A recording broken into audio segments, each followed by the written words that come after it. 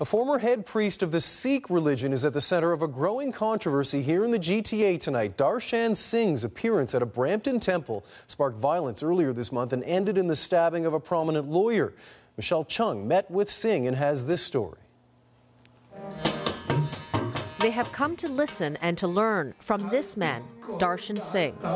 The former chief priest of all Sikhs has been a vocal critic of one of the scriptures.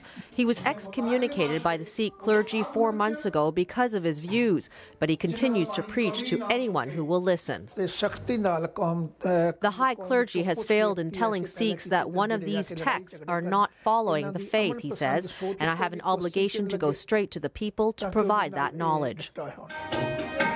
Singh says the controversial text advocates drug use, animal sacrifice, and denigrates women, all taboo for Sikhs. But Singh's views, although supported by some Sikh scholars, has led to violence.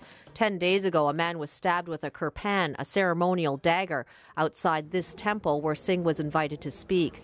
He's also been threatened. His family and friends won't let him go out on his own, but Singh is determined to share his views. I believe in the truth, he says. I'm not afraid of these threats. There are people in the community who want to listen to me, and I'm obliged to meet with them.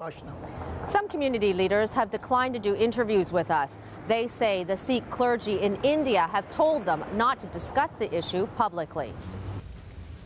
Singh's supporters say he's asking Sikhs to judge for themselves. If you don't like somebody, then don't listen to them, but let other people listen to that, you know.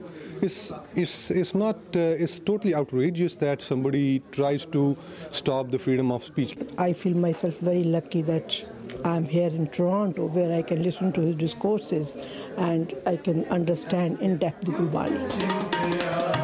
Singh is in demand, on the road almost every weekend to give talks to Sikhs across the globe, creating a bigger divide between himself and religious leaders. Michelle Chung, CBC News, Brampton. The trial of the last 3 men in the so-called Toronto